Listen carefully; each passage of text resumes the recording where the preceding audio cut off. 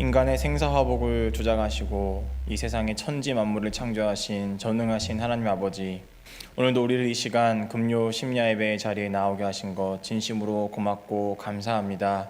각자의 자리에서 예배드리지만 하나님은 어디나 언제나 우리와 함께 하시는 임마누엘이 하나님이신 줄 믿사오니 오늘 이 시간 들을 귀가 열리게 하시고 하나님께서 우리에게 하시고자 하는 그 은혜의 말씀이 나의 말씀이 될 수 있도록 우리와 함께하여 주시옵소서. 감사드리며 예수 그리스도의 이름으로 기도드렸습니다. 아멘.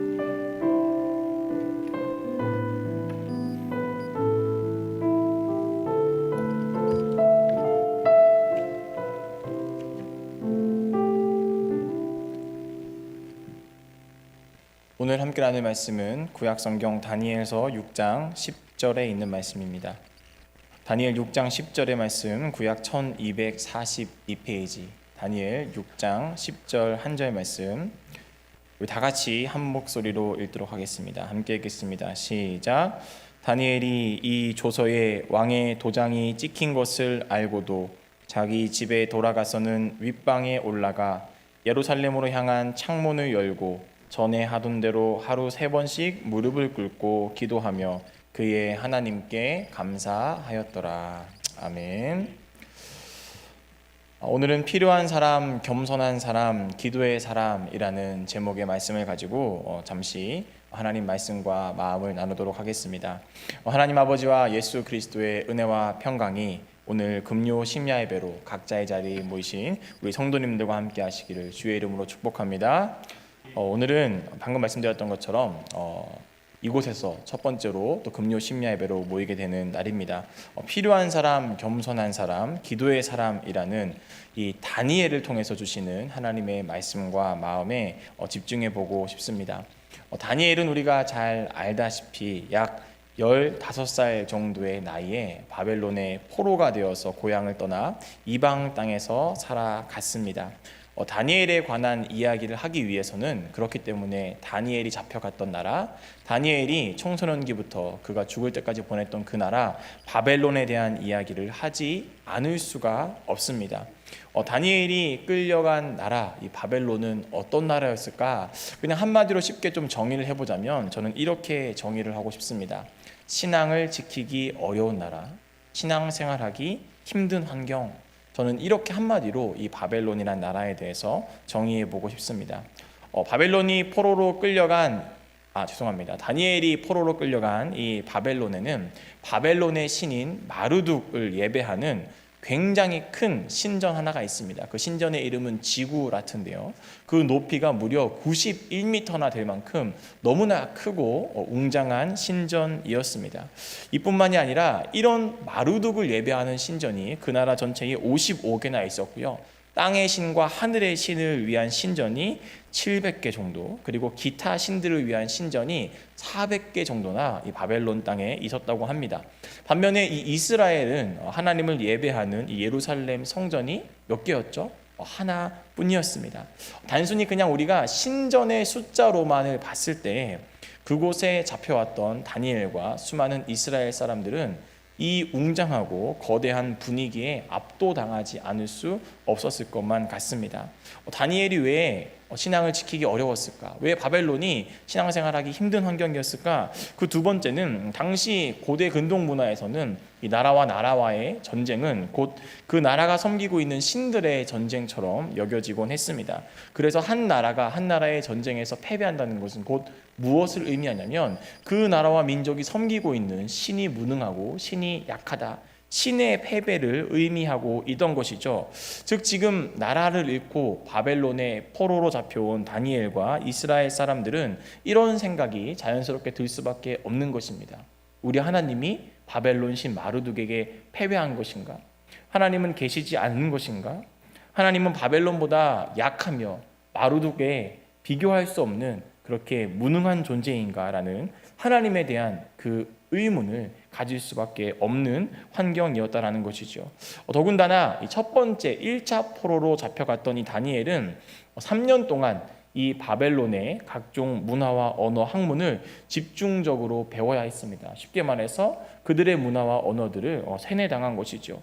새로운 언어 하나를 배우는 것도 굉장히 어려울 거라는 생각이 드는데, 언어뿐만 아니라 그의 이름도 바뀌고 그의 정체성과 신분이 바뀌고 그가 생각하고 바라봐야 되는 모든 문화적인 관습들과 모든 생각해야 되는 기준들이 다 바뀌었어야 했습니다. 3년 동안 집중적으로 세뇌당한 것이죠. 여러분, 이렇게 여러 가지 열거드린 상황 속에서 다니엘이 이제 막 15세 정도 되는 청소년기에 하나님을 믿는 믿음을 유지한다, 하나님을 믿는 신앙을 유지한다라는 것은 사실 거의 불가능에 가까운 일이라는 생각도 들 정도입니다. 이것은 비단 다니엘과 그의 친구들이라는 어떤 소수의 사람들뿐만 아니라 당시 나라가 완전히 멸망하고 바벨론 포로로 잡혀온 온 유대인들에게도 이런 바벨론이라는 상황과 역사 속에서는 하나님을 향한 믿음을 이전처럼 유지한다는 것이 좀 어려운 상황이다라는 것은 분명해 보입니다. 다니엘과 유대인들이 겪었던 이 새로운 상황 속에서의 신앙생활, 신앙을 유지해야 되는 낯설고 어려운 상황, 이 상황은 사실 오늘 코로나 이후에 저와 여러분 그리고 우리 한국 교회가 겪고 있는 상황과 얼핏 비슷하다는 생각을 해봅니다.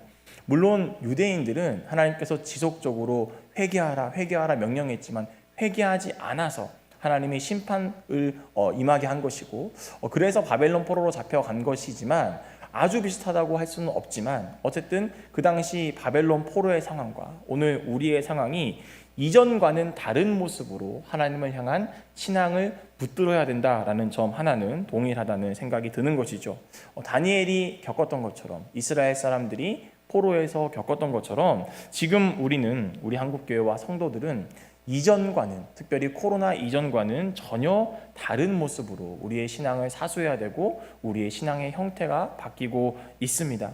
단적인 예로 저는 계좌이체로 헌금을 드린다라는 상상을 한 번도 해본 적이 없습니다. 늘 어릴 때 저희 부모님은 빳빳한 새돈을 농협에서 뽑아서 헌금할 때는 항상 미리 성경책에다가 꽂아놓으라고 저를 교육하곤 했습니다. 그리고 그 헌금을 주일날 예배 시간에 드렸지요. 신발이든 양말이든 속옷이든 새로 산 것이라면 무조건 주일 예배 때 첫 번째로 입게 하셨습니다. 혹시 제가 장난치다가 실수로 헌금이 찌그러지거나 하면 직접 다림질을 해서 빳빳하게 헌금을 펴서 이거 가지고 헌금해라 라고 말씀하시기도 했습니다. 이뿐만이 아니죠. 여러 가지 교회 예배 형태도 많이 코로나 이후로 바뀌었습니다. 올해 우리 꿈마을 엘림교회 교회학교는 처음으로 온라인으로 성경학교와 수련회를 진행했습니다. 온라인으로 예배도 진행을 했습니다. 어떤 교회는 드라이브 스루 예배, 드라이브 스루 성경학교를 진행하기도 했습니다. 이제 우리는 예배당에서 당연히 마스크를 써야 하고 예배당 입구에서 체온 체크와 출입자 명부를 작성하는 것 등 이전에는 크게 신경 쓰지 않았던 일들이 지금은 필수가 되어 있습니다. 사실 이런 예배의 조금 다른 형태는 하나님을 섬기고 특별히 우리 성도들과 이웃들을 사랑하고 배려하는 마음에서 충분히 감수할 수 있는 부분이지만 사실 심각한 건 비기독교인들이 교회와 성도들을 바라보는 따가운 시선과 반감입니다. 최근 한 여론조사 기관에서 종교에 대한 일반 시민들의 호감도 조사를 했었습니다. 천주교와 불교에 대한 일반 시민들 조사 결과는 온화한, 따뜻한, 윤리적인, 절제하는 등의 대부분 다 긍정적인 결과가 나왔습니다. 그러나 충격적인 건 우리가 믿고 있는 이 개신교에 대한 세상 사람들의 인식이 가히 충격적인데요. 거리를 두고 싶은 이중적인, 이기적인, 배타적인, 차별하는 사기꾼 같은 부정적인 이미지가 개신교에 대한 대부분이었습니다. 코로나 이후에 한국교회는 과연 이런 인식을 가지고 있는 사람들을 향해서 온라인에서 어떻게 전도할 것인가라는 의문 그리고 고민을 하지 않을 수가 없더라고요. 다니엘과 현 상황이 아주 똑같지는 않지만 다니엘의 시대나 코로나 이후의 한국 교회의 시대나 하나님을 예배하는 상황들 그리고 그 예배를 드릴 수 있는 환경들이 달라졌다는 점은 분명합니다. 자, 그렇다면 그렇기 때문에 이 시간 지금 더 조금 집중해서 다니엘에 대한 이야기를 해보고 싶습니다. 왜냐하면 다니엘은 오늘 우리가 처한 상황보다 더 힘들고 더 어려운 상황 속에서도 신앙을 유지하며 그의 하나님께 영광을 돌려드렸기 때문입니다. 어떻게 다니엘은 그런 상황 속에서 믿음의 사람으로 믿음의 정체성을 잃지 않고 당당하게 살아갈 수 있었을까요? 첫 번째 한번 같이 PPT를 보면서 따라해 보겠습니다. 필요한 사람이 되어라. 네, 성경을 찬찬히 읽어보면 다니엘은 참 여러 사람들에게 기댈 어깨를 내어준 사람임을 알 수 있습니다. 첫 번째로는 다니엘의 세 친구 사드락, 메삭, 아벳느고에게 다니엘은 너무나 소중하고 필요한 사람이었습니다. 그 친구들은 한 믿음을 공유한 동역자이자 동시에 이방 땅에서 서로를 의지할 수 있는 고향 친구들이었습니다. 특별히 다니엘은 자신의 호의호식보다는 새 친구를 위한 생각을 굉장히 많이 했다는 것을 우리가 알 수 있습니다. 다니엘서 2장 49절에 보면 이런 표현이 있습니다.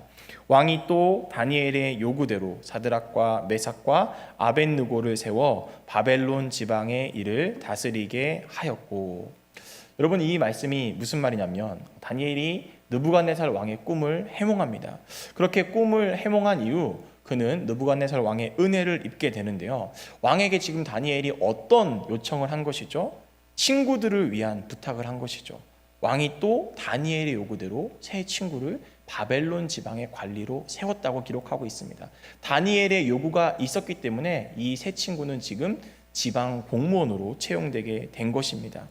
새 친구에게 이렇듯 다니엘은 함께 믿음 생활을 하며 왕의 음식을 거부하는 신앙의 동역자이자 동시에 자신들의 오늘과 내일, 미래와 현실을 신경 써주는 굉장히 세심하고 구체적인 친구였음을 우리가 이 대목에서 알 수 있는 것입니다. 새 친구뿐만이 아닙니다. 느부갓네살 왕에게도 다니엘은 너무나 필요한 존재였습니다. 그가 꿈을 꿨는데 그 꿈의 내용이 너무 궁금했지만 아무도 그 꿈의 내용을 해몽하지 못할 때 다니엘이 2번씩이나 느부갓네살 왕의 꿈을 해몽해 줬습니다. 하나님이 주신 지혜가 있었기 때문에 가능한 일이었지요. 이렇듯 느부갓네살 왕에게도 다니엘은 굉장히 소중하고 필요한 존재였습니다. 이뿐만이 아닙니다. 포로로 잡혀온 이스라엘 민족에게도 다니엘은 너무나 소중하고 필요한 사람이었습니다. 에스겔은 다니엘보다 약 8년 정도 늦게 2차 포로로 바벨론으로 잡혀온 사람입니다. 에스겔의 주요 사역은 바벨론으로 잡혀온 이스라엘 사람들을 향해서 하나님께서 언젠가 이 땅을 심판하시고 다시금 우리를 가나안 땅으로 돌아가게 하신다라는 희망과 비전을 제시하는 것이 에스겔 선지자의 사역이었습니다. 그런데 다니엘보다 8년 늦게 바벨론으로 왔던 이 에스겔이 쓴 성경을 보면 다니엘의 믿음이 굉장했구나라는 것을 유추해 볼 수 있는 구절 하나가 있습니다. 그 구절은 에스겔 14장 20절 말씀인데요. 제가 한번 읽어보겠습니다. 비록 노아, 다니엘, 욥이 거기에 있을지라도 나의 삶을 두고 맹세하노니. 여러분 이 말씀이 무슨 말이냐면 에스겔은 지금 다니엘보다 8년 늦게 바벨론에 왔다 그랬죠. 그런데 이 에스겔이 쓴 성경에 보니까 다니엘을 어떤 믿음의 반열에 올려놨냐면 노아와 욥과 같은 위치로 다니엘을 인정하고 있는 것입니다. 에스겔이 오기 전 8년의 세월 동안 다니엘이 먼저 갔던 그 바벨론에서 얼마나 인정받고 무엇보다 얼마나 큰 믿음의 사람이었는지, 얼마나 큰 믿음의 사람으로 이미 소문이 나 있었는지를 우리가 알 수 있는 대목이죠. 노아와 욥과 같은 자리에 다니엘을 8년 늦게 온 에스겔이 기록하고 있었다라는 것입니다. 여러분 이것은 다니엘의 이 위치와 믿음, 신앙적인 이런 대단한 것들이 포로로 잡혀온 이스라엘 사람들에게는 얼마나 큰 위로이자 자부심이고 기대이자 희망이었는지를 우리가 알 수 있습니다. 1997년이나 98년도 IMF로 우리나라에서 모두가 힘들 때 당시 박찬호, 박세리 선수가 얼마나 온 국민에게 힘이자 상징이고 기대였습니까?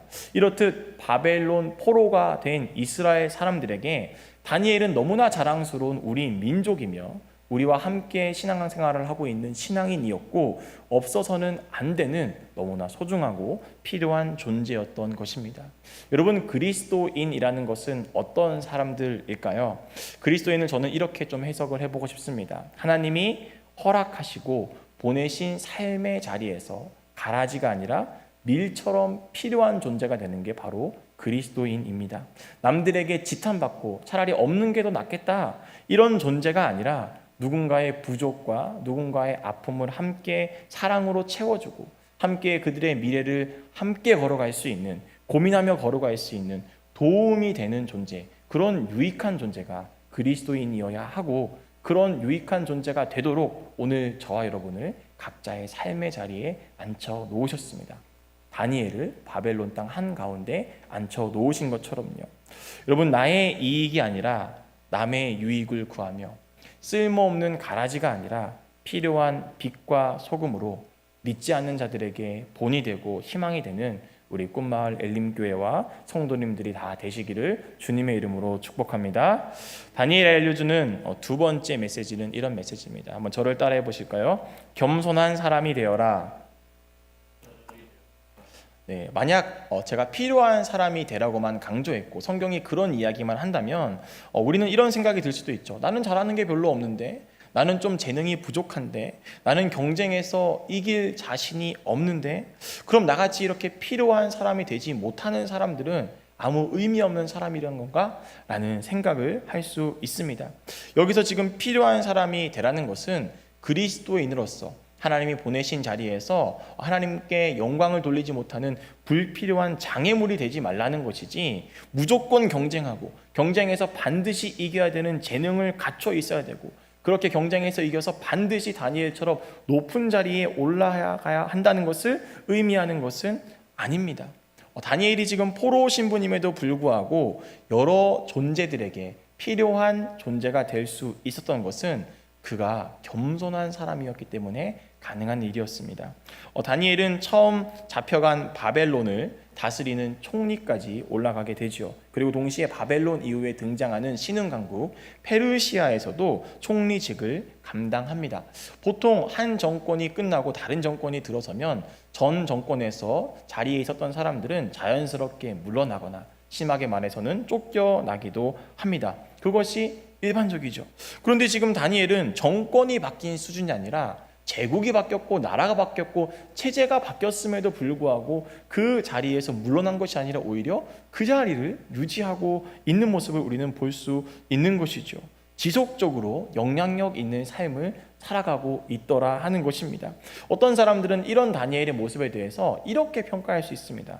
야, 다니엘 저거 박쥐다, 박쥐. 바벨론에 붙어있고 페르시아에도 붙어있고 아주 그냥 박쥐구만, 기회주의자다라고 판단할 수도 있습니다. 또는 어떤 사람들은 이렇게도 해석할 수 있습니다. 야, 민족은 저렇게 지금 포로 생활하면서 힘들어하고 어려워하는데 쟤는 저 높은 자리에서 배 부르고 등 따시게 살고 있구만. 바벨론에 대한 각종 여러 가지 소문들, 안 좋은 이야기들을 어떤 사람들은 할 수도 있는 것이죠. 제가 서두에 바벨론의 느부갓네살 왕이 얼마나 다니엘을 소중하게 여기고 필요로 여겼는지 말씀을 드렸습니다. 더불어서 바벨론 이후에 등장한 이 페르시아의 다리오 왕도 다니엘을 매우 소중하고 중요하게 여기고 있습니다. 다니엘이 우리가 알다시피 악한 신하들의 모함에 더 30일 동안 왕 외에 아무에게도 기도해서는 안 되는데, 그 명령을 어기고 여전히 기도하자 다니엘을 사자굴에 던져 넣습니다. 사자굴에 들어갔던 이 다니엘의 소식을 듣고 페르시아의 다리오 왕이 했던 행동에 대해서 성경은 이렇게 기록을 하고 있습니다. 다니엘서 6장 18절 19절 말씀입니다. 왕이 궁에 돌아가서는 밤이 새도록 금식하고 그 앞에 오락을 그치고 잠자기를 마다하니라. 이튿날에 왕이 새벽에 일어나 급히 사자굴로 가서, 여러분, 한 나라의 왕이 신하가 죽을까봐 지금 두려워서 잠을 못 이룹니다. 입맛이 없습니다. 평상시에 즐겁던 것들이 더 이상 흥이 나지가 않습니다. 밤을 꼴딱 새우고 아침이 되자마자 일찍 급히 달려가서 다니엘의 생사를 확인합니다. 이렇게 다니엘에 대한 애탄 마음을 보여줄 만큼 다리오 왕에게도 다니엘은 소중하고 필요한 존재였다는 것이죠. 여러분, 그렇다면 무엇이 바벨론의 느부갓네살 왕, 페르시아의 다리오 왕이라는 정말 절대적인 존재들로 하여금 다니엘을 필요하게 여기고 다니엘을 아끼게 만들었을까요? 무엇이 그들로 하여금 다니엘이 필요하도록 만든 것일까요? 그것은 서두에도 말씀드렸지만 다니엘이 겸손한 사람이기 때문에 그렇습니다. 다니엘은 비록 우리 민족을 학살하고 학대하고 우리 민족에 대해서 멸시했던 적국의 왕이었음에도 불구하고 하나님이 세우신 세상의 권위에 순종했습니다.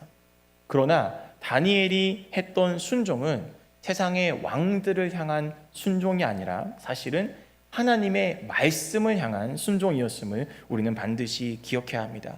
하나님께서는 일찍이 예레미야 선지자를 통해서 내가 사로잡혀가게 한 그 성읍의 평안을 구하고 그를 위하여 여호와께 기도하라, 그 성읍이 평안함으로 너희도 평안할 것이다 라고 말씀을 하셨습니다. 다니엘은 지금 이 말씀을 믿고 이 말씀에 순종했던 것입니다. 비록 그만두고 싶고 비록 저항하고 싶고 이 땅의 모든 것들을 거부하고 싶었지만 그럼에도 불구하고 자기와 우리 민족이 지금 이 땅에 잡혀온 것은 바벨론이나 페르시아가 강해서가 아니라 그들의 힘 때문이 아니라 온 세계의 역사를 주관하시는 온 세계의 주인이자 주권을 가지고 계신 하나님의 계획 중이라는 것을 다니엘은 믿었기 때문에 그 말씀에 순종하여 그 하나님의 말씀에 순종하여 왕들에게 충성했던 것입니다. 이렇듯 하나님의 말씀에 순종했던 다니엘, 그 다니엘을 하나님은 여러 사람들이 찾고 의지하게 만드는 필요한 존재로 만드셨던 것이죠.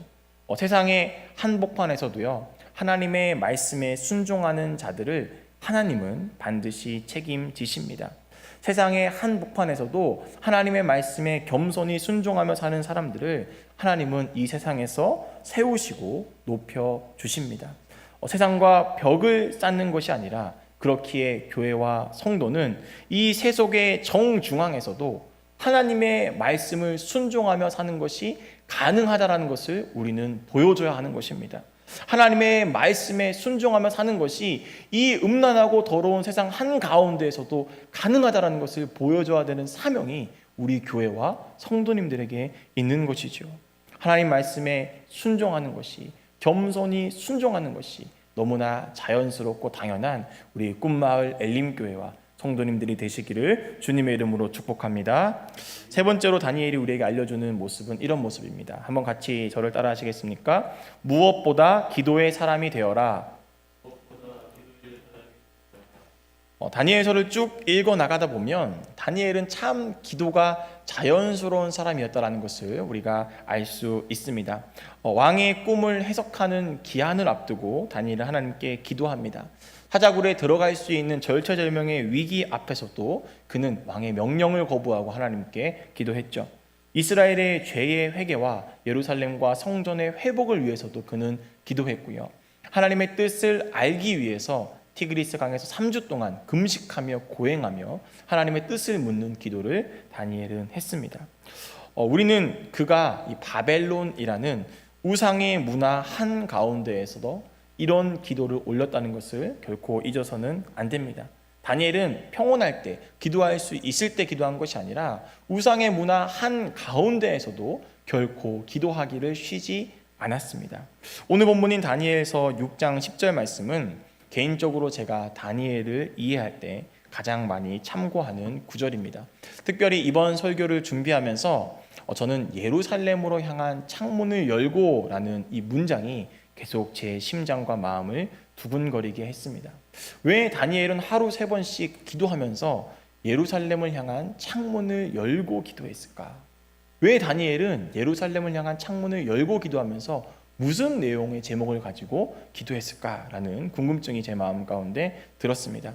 우선 이 장면, 예루살렘으로 향한 창문을 열었다라는 이 장면은 우리에게 비대면 예배의 중요성에 대해서 알려주고 있습니다.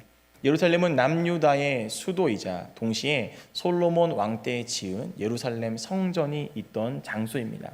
그러나 알다시피 그곳은 느부갓네살 왕에 의해서 처참하게 파괴되었고 성전의 기물 들은 왕과 후궁들이 술파티를 하는 술잔이 되고 말았습니다. 이스라엘 사람들에게 예루살렘 성전, 이 성전은 곧 하나님 자체를 상징했습니다. 하나님의 임재를 상징하는 곳이었습니다. 그러나 지금 그 성전이 무너져 버리고 만 것이죠.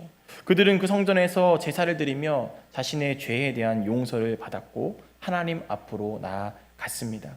그러나 지금 그들 앞에 예루살렘 성전은 더 이상 존재하지 않고 무너져 버렸습니다. 더 이상 이전처럼 예루살렘 성전에서 그들은 예배할 수 없는 환경이 된 것이죠. 이제는 이전처럼 전혀 예배할 수 없는 상황이 그들 앞에 놓여 있습니다. 그러나 다니엘은 성전이 없어졌다고 해서, 이전처럼 예배할 수 없다고 해서 예배를 소홀히 하거나, 또는 성전이 아닌 곳에서 예배가 불가능하다거나, 또는 하나님이 패배했다라는 생각을 일절하지 않았습니다. 비록 그들이 이전까지 예배했던 그 성전은 아니었지만 에스겔서 11장 16절에서 하나님께서 말씀하신 것처럼 지금 내가 있는 이곳이 하나님이 임재하고 계시는 성전이다라는 믿음을 가지고 그는 그 자리에서 예배를 드렸습니다. 예배당이 아니더라도, 예루살렘 성전이 아니더라도 하나님을 예배할 수 있음을, 예루살렘 성전이 아니더라도 어디서나 하나님을 예배해야 함을 다니엘은 우리에게 도전하고 있는 것입니다. 더불어 이 예루살렘을 향한 창문을 열었다라는 이 장면은 우리가 다시 모일 때를 준비해야 함을 우리에게 알려주고 있습니다. 다시 한번 질문 드리겠습니다. 왜 다니엘은 예루살렘을 향한 창문을 열고 기도했을까요? 말씀을 묵상하면서 다니엘의 마음이 조금은 느껴졌습니다. 다니엘은 예루살렘 성전에서 함께 모여 예배하던 그때를 그리워하고 있는지도 모르겠다라는 마음을 제가 느끼게 됐습니다. 지금은 비록 나와 우리 민족이 성전이 무너진 후에 이 이방 땅 바벨론에서 성전이 아닌 곳에서 비대면으로 예배를 드리고 있지만, 언젠가는 우리 민족이 다시 그 성전에 모여서 하나님을 예배하기를, 오늘날로 말하면 언젠가는 우리가 다시 대면 예배를 드리기를, 하루빨리 그 성전이 회복되기를 다니엘은 그리워하며 기도하고 있었다라는 사실입니다. 여러분, 온라인 예배가 참 많이 익숙해졌죠. 그리고 온라인 예배를 통해서도 우리가 많은 은혜를 받고 하나님의 임재를 경험하고 있습니다. 그러나 다니엘은 오늘 이런 시대를 살아가고 있는 우리에게 이런 도전을 하고 있습니다. 한번 저를 따라해 보실까요? 다시 모일 날을 기도하며 준비하라. 그렇습니다. 다니엘은 지금 우리에게 다시 모일 날을 기도하며 준비하라는 권면과 도전의 메시지를 던지고 있습니다. 온라인 예배가 익숙하고 편하고 온라인 예배를 통해서도 은혜를 받고 있으니 이제 대면 예배는 안 나가도 되겠다, 대면 예배 굳이 안 해도 상관없다라는 아니라는 생각을 우리가 가져서는 안 됩니다. 대면 예배에 대한 희망을 일찍 포기해서는 안 됩니다. 지금 비록 상황 때문에 온라인으로 예배를 드리고 있지만 언젠가 우리는 다시 만나서 대면해야 하고, 다시 만나서 교제해야 하고, 언젠가 우리는 다시 만나서 서로를 축복하며 하나님이 허락하신 관계 안에서 풍성한 은혜를 나눠야 합니다. 다니엘은 하루에 3번씩 성전에서 여러 사람들이 다시 함께 모여서 하나님을 예배할 수 있기를, 그 다시 모여 예배하는 그 날을 간절히 기도하고 있었던 것입니다. 이것이 예루살렘으로 향한 창문을 열고 기도했던 다니엘의 마음이자 소망입니다. 이런 말씀을 마무리하고 정리하겠습니다. 다니엘은 여러 사람과 존재들에게 필요한 사람이었고 하나님 앞에 겸손한 사람이었으며 무엇보다 기도의 사람이었습니다. 그는 기도의 사람이었기 때문에 하나님의 뜻을 깨닫고 그 뜻에 겸손히 순종했습니다. 그리고 순종했더니 그 순종이 그를 여러 사람들에게 필요한 자로 높이 세우게 되는 은혜를 경험하게 했습니다. 기도가 이전과는 전혀 다른 이방 땅에서 그의 인생을 책임졌습니다. 기도가 바벨론에서의 모든 다니엘의 삶을 책임졌습니다. 특별히 그는 방금 말씀드렸던 것처럼 예루살렘을 향한 창문을 열고 다시 예루살렘 성전에서 이전처럼 대면하여 함께 교제하며 하나님께 예배 드리기를 간절히 기도했습니다. 오늘 이 시점 우리 교회와 성도님들에게 이 다니엘서가 던지는 중요한 메시지가 아닌가 싶습니다. 다시 모일 날을 사모하며 준비하는 일에 열심을 다할 수 있는, 열심을 다해 기도하며 준비할 수 있는 저와 우리 꽃마을 엘림교회가 되어야 될 줄로 믿습니다. 다니엘이 처한 극한의 상황 속에서도 다니엘은 믿음이 떨어지거나 개종하지 않았습니다. 오히려 세상의 한복판에서 그 많은 신전이 있고 그 많은 우상들이 있던 그 바벨론의 한 복판에서 그는 하나님의 이름을 높이는 전도자이자 선한 영향력의 대표 주자가 되었습니다. 바라고 원하옵기는 세상 한복판에서 하나님의 이름을 높여드리는 우리 꿈마을 엘림교회와 성도님들이 되기를 원합니다. 세상이 필요로 하는 우리 교회와 성도님들이 되기를 원합니다. 겸손히 하나님의 뜻에 순종하며 나아가는 우리 교회와 성도님들이 되기를 원합니다. 무엇보다 기도로 싸우고 기도로 견디고 기도로 승리하는 우리 교회와 성도님들이 되기를 원합니다. 하나님께서 우리 꿈마을 엘림교회와 성도님들에게 복을 넘치도록 부어주셔서 무너진 예루살렘 성전이 다시 세워지고 그곳에서 새로운 은혜의 생수가 흘렀던 것처럼 우리 꿈마을 엘림교회와 성도님들을 통해서도 무너진 한국교회와 부천지역이 다시 세워지는 그런 새로운 은혜의 기념비가 이 땅 가운데 세워지게 되기를 주님의 이름으로 간절히 축복합니다. 기도하겠습니다. 하나님, 오늘도 우리를 말씀의 자리에 세워주시고 기도의 자리에 불러주신 것 감사합니다. 이제 기도하며 찬양하며 하나님의 임재 속에 들어가려 하오니 하늘의 문을 여시고 우리를 축복하여 주시고 성령의 뜨거운 임재를 맛볼 수 있는, 성령의 뜨거운 체험을 할 수 있는 이 저녁 이 밤 되게 하여 주시옵소서. 예수 그리스도의 이름으로 간절히 기도드렸습니다. 아멘.